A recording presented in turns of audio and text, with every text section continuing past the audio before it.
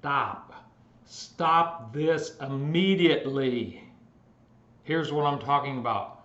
Putting heat to plastics, microwaving in plastics, or drinking hot coffee through a lid that contains BPA, which is a portion of plastics related to autoimmunity. When you put heat to plastics, you increase the release of the plastics, especially the BPA, into your body. And I'm going to show you 4 research papers related to this. So this is not some crazy guy's theory.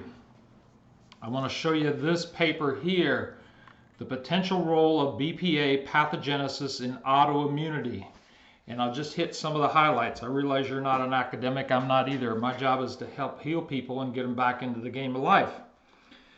But it says, although much attention in recent years has been placed on BPA as an endocrine disruptor, it also appears to activate many immune pathways involved both in autoimmune disease development and autoimmune reactivity provocation, meaning stirring up autoimmunity that you already have.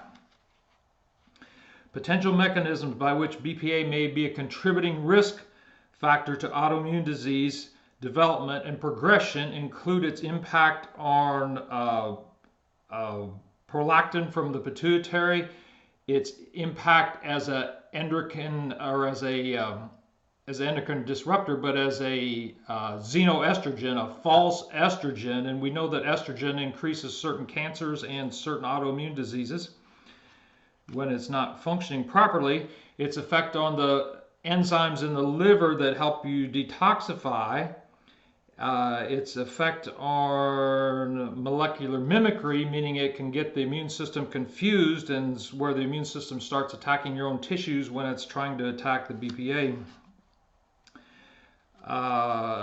Another immune cell activation properties, and some of these other things are just too complex for this video.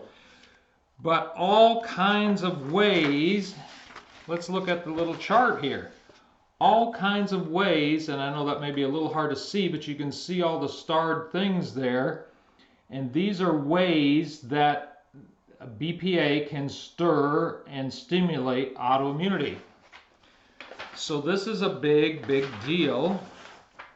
The second paper I'm not going to get into as much because it's more about xenobiotics, which is the broad classification of these false estrogens and things like that. But elevated levels of antibodies against xenobiotics in a subgroup of healthy subjects. And these papers were by Dr. Datis Kharrazian, which is an amazing practitioner that is just super on autoimmunity, and Dr. Vajanti, and I probably mispronounced his name, and I apologize for that.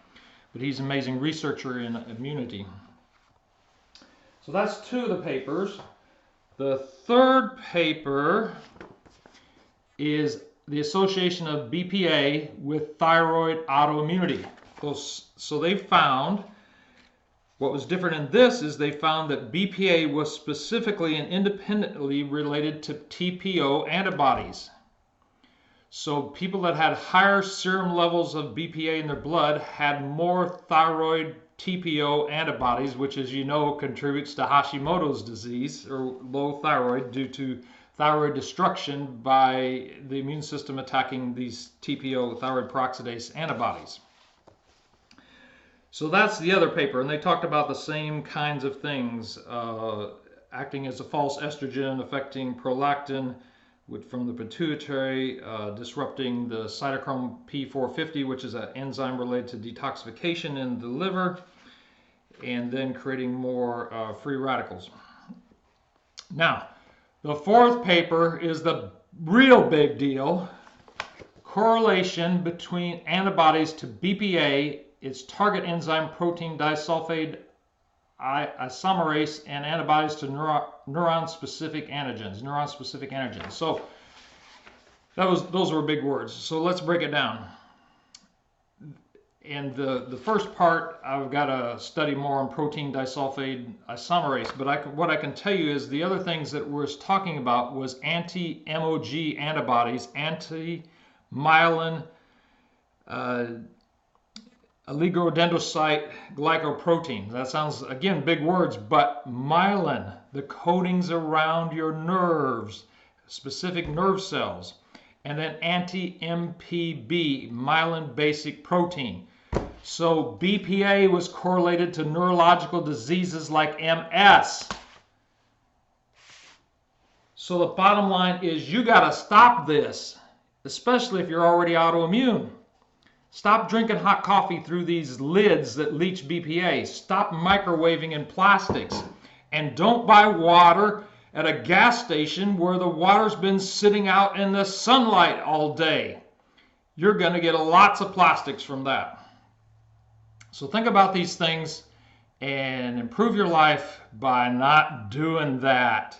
I'm Dr. Michael Winters, Winters Wellness, Chiropractic Redefined. We work with patients locally and from out of state that come in to see us for a week or two at a time and then maybe come back in 6 months.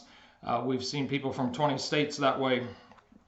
But here's the deal. We have an amazing way to filter what is the primary thing that we need to be working with. And it's not always plastics, obviously. But sometimes it is, and when it is, I usually ask the questions, are you microwaving in plastic? Yes. Are you drinking out of hot coffee out of cups that contain BPA? And the answer is yes. And we've got to get people to stop that. And so we have a way of checking people that lets the brain tell us what is going on, what is the primary antigen. And sometimes it's things like Epstein-Barr, sometimes it's things like Lyme, sometimes it's H. pylori, sometimes it's other viral stuff, sometimes it's foods, sometimes it's toxins like pesticides, sometimes it's heavy metals. But your brain will tell us the primary antigen, the primary bad guy, and sometimes it's plastics, and that's why I'm telling you this. So again, for the last time, the third time, stop doing this. I'm Dr. Michael Winters, Winters Wellness, Chiropractic Redefined.